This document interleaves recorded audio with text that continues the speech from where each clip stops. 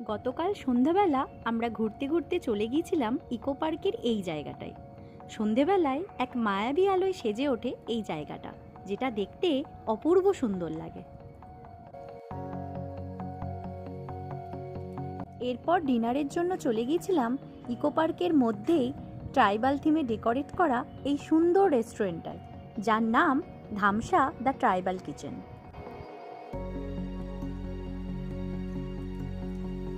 রেস্টুরেন্টটায় ঢুকতেই ফিল হলো যেন এক ট্রাইবাল ভিলেজে চলে এসেছে।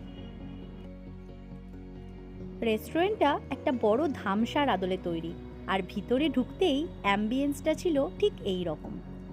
শীতল পাটির ওপর হাতে আঁকা এই চালচিত্রগুলো এক আলাদাই মাত্রা এনে দিয়েছিল জায়গাটার। এখানে প্রতিটা জায়গায় এত পরিপাটিভাবে সাজানো, ইভেন যারা খাবার সার্ভ করছিলেন তাদের ড্রেস আপটাও বেশ আকর্ষণীয় ছিল।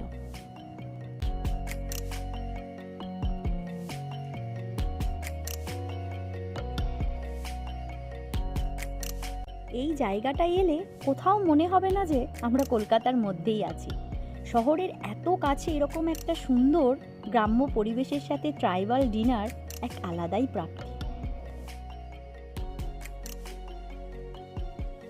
আমরা এখানে অর্ডার করেছিলাম ওনাদের স্পেশাল রাজা ভাত খাওয়া থালি আর বরিশালের থালি, আর শেষ পাতে নিয়েছিলাম ভাপা দই।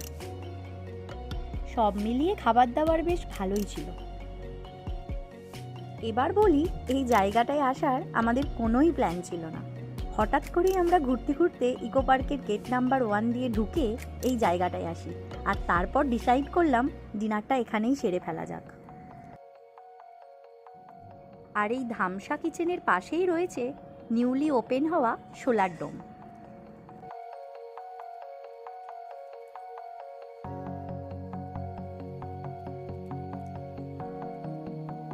ইকো পার্কের এই জায়গাটা হচ্ছে আমার সব থেকে পছন্দের।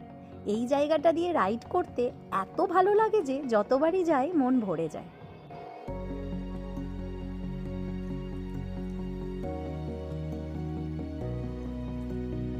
এরপর আমরা ইকো পার্কের 6 নম্বর গেট দিয়ে বেরিয়ে বাড়ি চলে এলাম।